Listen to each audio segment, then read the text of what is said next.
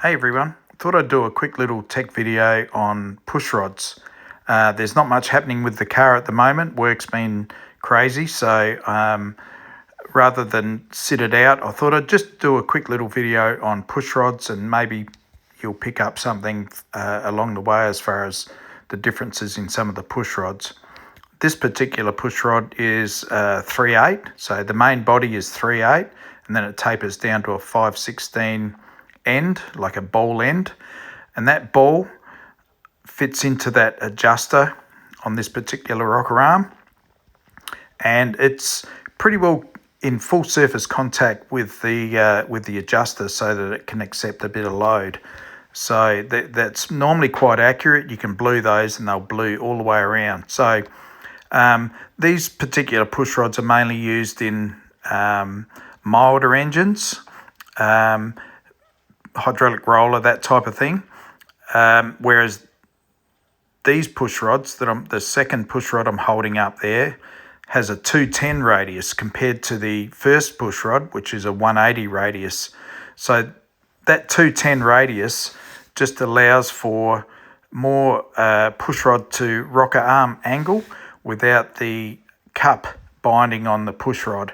So situations where you've got a lot more lift and the angle of the push rod compared to the rocker arm is so much greater, you need that cut at the back of the at the base of the ball, if you like, just to allow a bit more angle. So that's what they mean when they say a 210 radius. The ball's exactly the same. These particular ones are both 5/16 ball, and to suit the 5/16 cup and rocker.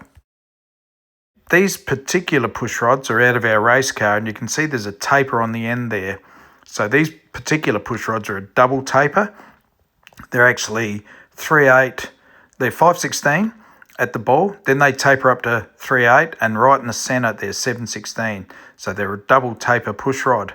And they make them a bit wider, and you can see here how they appear bent, but it's actually a double taper.